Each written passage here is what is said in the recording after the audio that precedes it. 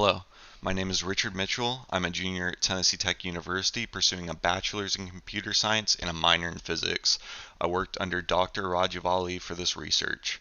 Currently, the main method for finding half-lives for radioactive isotopes is by measuring counts of decays being emitted from the radioactive isotope and then putting this data into a histogram.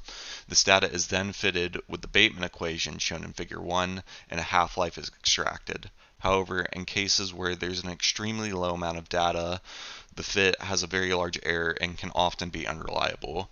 We can aim to alleviate this issue by taking a different approach to the curve fitting.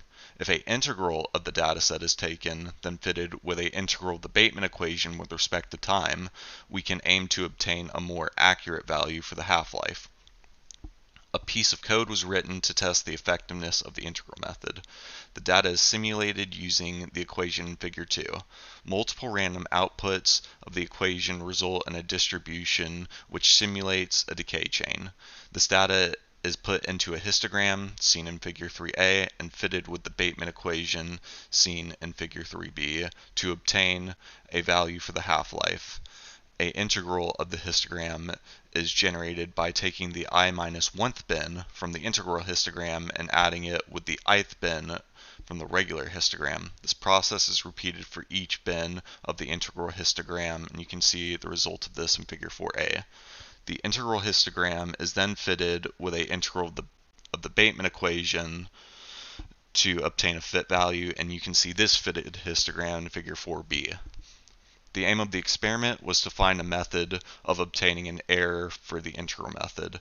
The current error returned by the integral method is not accurate because the integral data set has an artificially large amount of points. Furthermore, the error in the particular experiment is due to the randomness of the random number generator. The experiment was carried out using the decay chain 144 cesium to 144 barium to 144 lanthanum. N number of regular and integral histograms were generated, each having 100,000 events and 10,000 bins, which was then fitted with the Bateman and integral method respectively.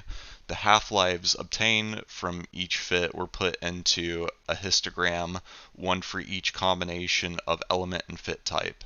The value of the fit can be extracted from the mean of the histogram, and the error can be extracted from the standard deviation of the histogram. And you can see these histograms in Figure 5.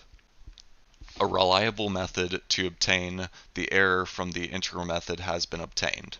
As a side note, there is an unknown bias associated with the integral method to where the fit is below the accepted value. Further analysis must be done to determine the source of this bias. The next steps are to further develop the program so that real data can be read in and analyzed by the integral method. Additionally, the code will be further developed to determine the accuracy of the integral method with changing factors such as number of events, number of bins, and time fitted. Thank you for your time.